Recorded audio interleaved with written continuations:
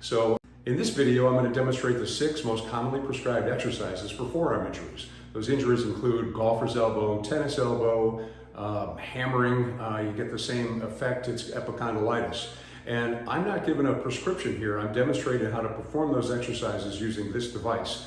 Rearm will help you perform those exercises with a single device in rapid order and in a very effective manner. So I'm going to open up Rearm to position 3. And you can see position 3 because it's lined up, this dot lines up with the number 3. And so watch as I step back and I've just let Rearm hang straight down. But notice that the hinge, or the arrow let's call it, is pointing towards the midline of my body. So that when I pronate, it raises the weight arm up until it clicks. And that click indicates that you've completed the movement correctly, and it gives you motivation to keep going and going and going. So that's pronation. Now watch, without changing the hinge at all, I'm going to rotate rearm in my hand, and now the arrow is pointing away from my body, and I will now supinate.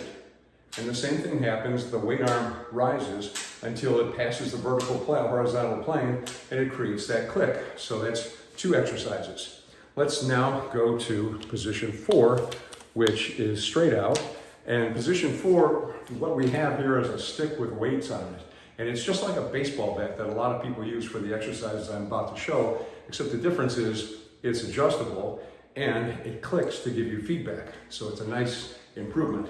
So I'm gripping rearm like this, and I drop my arm to the side to the neutral position, and I perform an ulnar deviation. Nice and easy, right? Now I'm going to take rearm and I'm going to rotate it up 180 degrees and grab it again, still a stick with weights on it, right? And watch as I raise and do radial deviation.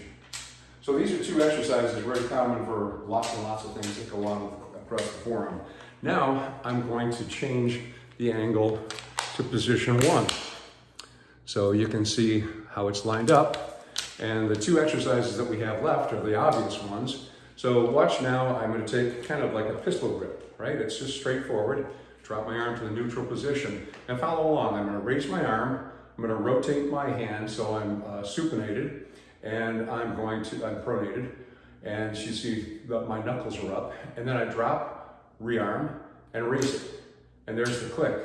And this one is not always easy the first time.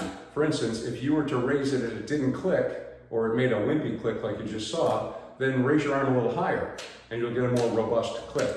You can also adjust the angle that you're holding it just slightly and get that same result. So again, this is flexion, dorsiflexion, or another name for it is extension. So that's one obvious exercise, and here's for those people that like the idea of Popeye forearms. Its opposite is flexion. And the same is going to hold true with making those adjustments, but we want that click, and you can see that I'm performing the exercise properly and know by the click. And you also get a tactile sense from it, that it's, you feel it, so it's pretty cool. The sound is like what you hear in a weight room, which is kind of like nice for an athlete.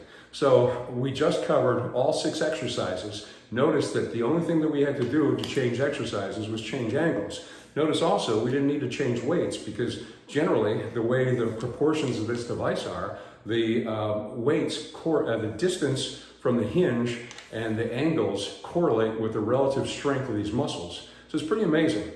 That's rearm for forearm exercises.